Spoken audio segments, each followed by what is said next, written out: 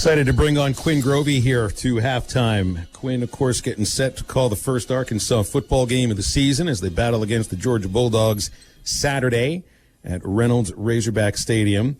I think you're in Little Rock today, right, Quinn? What's going on?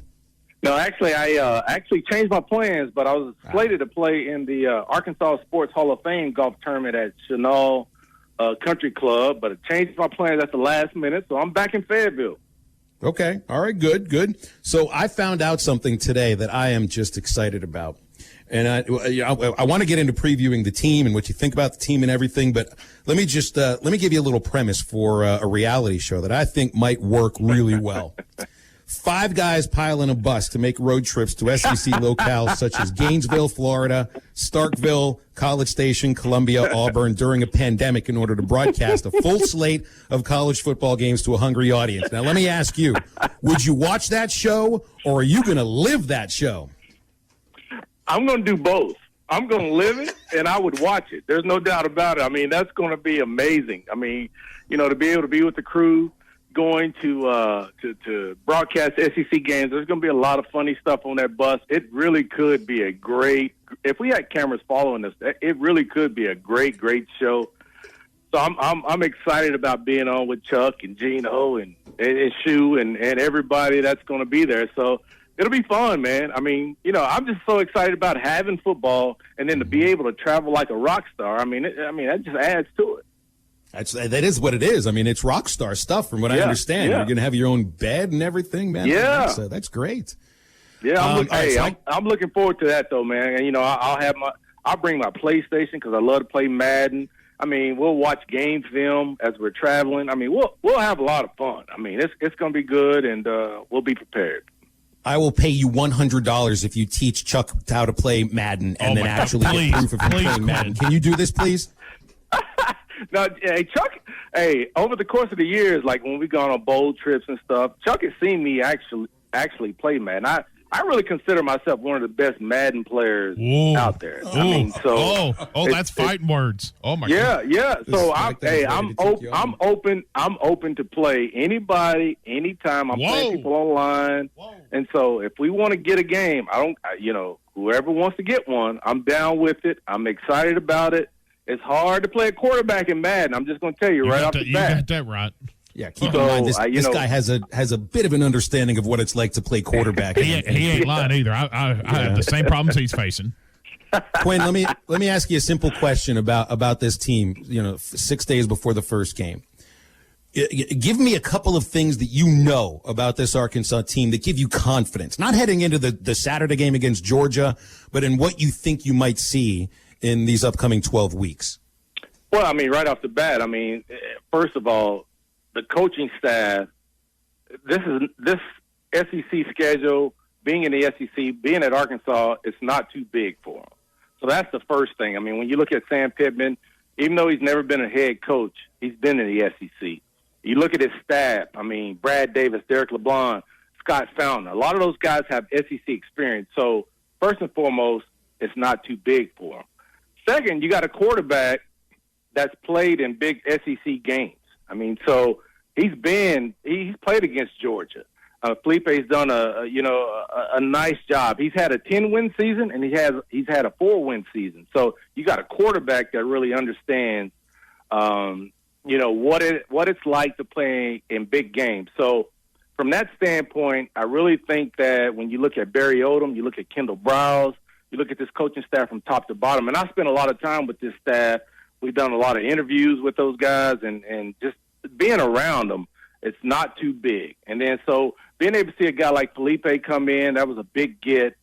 But Sam is doing a very nice job with this team. So I feel really good about the staff. I feel good about the quarterback.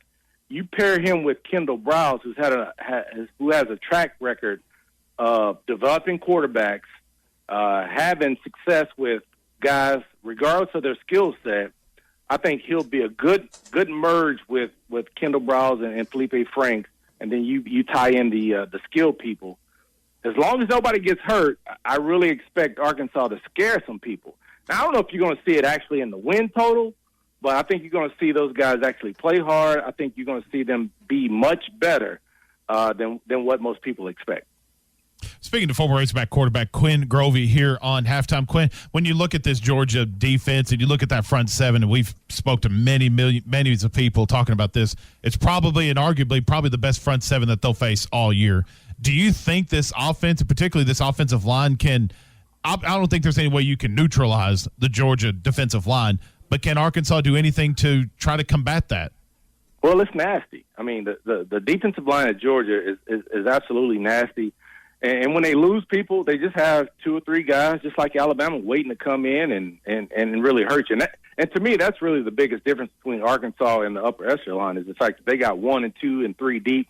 Those guys are chomping at the bit for those other guys to graduate so they can get some playing time. That's what Georgia does. I mean, that makes it difficult for you from that standpoint. But the thing about it is I think Arkansas is going to be better on the offensive line. I mean, you got Sam Pittman, you got Brad Davis. Sam Pittman was the best offensive line coach in America. Now he's a head coach.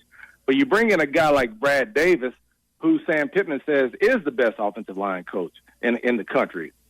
When you go back and take a look at the weight for the offensive linemen last year versus this year, I mean, those guys have put on some weight.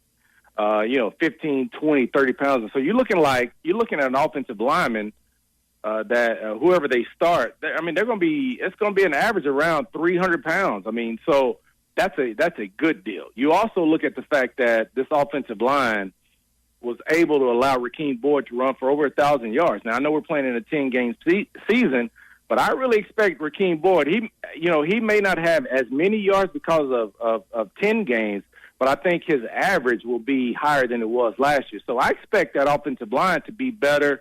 I expect the wide receivers to really be better. I expect to see those guys really take off. Rakeem Boyd is going to be extremely good, and then the defense is going to be better. So Barry Odom and Kendall Browse gives me a lot of confidence. You bring up confidence. Is that where you're putting the most of your confidence that while it may not show up on the season record or anything like that, being a 10-game SEC schedule, is it coaching is where you're putting your confidence, or where are you finding the confidence that this could potentially be I guess a successful year for Razorback football? Yeah, I mean, yeah. I like the staff. I mean, I like when you go through the staff one by one, that gives me confidence. I mean, and then you look at what they've done in a short period of time. If you're going to be successful in the SEC, you got to be able to recruit your tail off, and then you got to be able to coach them up and put together a staff. Sam Pittman has done both of those in a short period of time. And so I feel good about that. And when you look at this entire staff from top to bottom, I mean, I really don't see a weak link. Everybody has an understanding of what's going on. They understand what Sam wants to do. He wants to relate to kids. He wants to be able to recruit. So I think you've got that in place. So I feel good about this staff, and that's what really gives me the confidence. And then you get a guy like Felipe Franks. You get a guy like Levi Draper. You get a guy like Xavier Kelly. I mean, you were able to fill some pieces from a transfer standpoint that says, okay, as you move forward, Felipe said, I'm going to go to Arkansas. David Kelly from Clemson said, I'm going to Arkansas. Levi Draper from Oklahoma says, I'm going to Arkansas.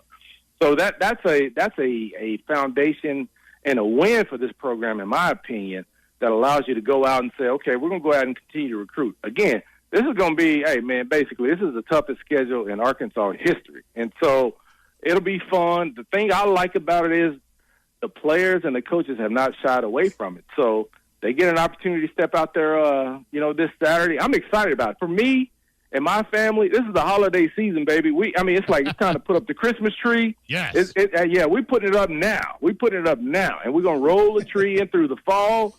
We're going to roll it into the holiday season. Love Christmas, one of my favorite holidays, and the football season for me starts off the holiday season. There you go. I love it. I won't ask you for a prediction for this Saturday, but what's your emotions telling you for how this game could possibly play out this Saturday? Man, look, when you look at it on paper, Georgia has supreme talent. 1, 2, and 3, and I think Arkansas is trying to get there. You look at Sam and Barry and Kendall, what they're trying to do is create a too deep. And so you run into situations where if you don't have the depth that a big-time team has, when you put in your second and third team guy, can they hold up? And that's usually where, big plays happen. So, I don't know. I don't know what's going to happen Saturday. What I do know is they're going to be better on offense. They're going to be better on defense. You may not see it in the scoreboard, but you're going to see it in certain situations where they're fighting. You may see it in different stats where it's 3rd and long, where they're dealing with, an offensive play or a defensive play. I think you're going to see in special teams there's going to be some opportunities to be better. But the thing about it is I think you're going to see them fight. As long as they're fighting and doing what they need to do, I think everybody understands that Sam Pittman has been dealt a hand. And, nobody's really going to say it, but the thing about it is they've said, look, we're going to fight through this. Whoever put that schedule together at the SEC office, they could have done it with a straight face. I mean, they were sitting in a room. They couldn't have been like, hey, man, this is fair for everybody. But the Arkansas Razorbacks said, we don't care. I mean, we get an opportunity to have 10 games and spoil somebody's party. And I think that's the mindset that they're taking. Last thing, Quinn. I mean, you know what it's like to be on the field and have a crowd get you fired up and, the band doing what they do and the cheers and everything and the cheerleaders and the pomp and the circumstance. I guess if there's one thing that stands out for me just watching NFL games over the weekend, aside from the games and the injuries, it's the lack of the atmosphere. And I wonder, does that make it difficult at all to get up for the game in a way that you're used to getting up for the game? The atmosphere, I think, does whip players into some certain of a frenzy. Maybe they can do it themselves. Does the atmosphere's difference make any difference to the players on the field? Yeah, I think it will. There's no doubt about it. I mean, a Saturday with all the pageantry, the tailgating, I mean, it's a different animal. So you're not going to be able to have that. But you're going to have some fans in the stands. And the one thing I know about the fans that will be there, I mean, they're going to be just as loud as anybody out there. I've watched some games where there hadn't been fans in the stands. And, it's been great to see college football, but it's just been a little bit different. And so I think everybody really understands that this is a crazy year. Everybody's going to have to roll with it.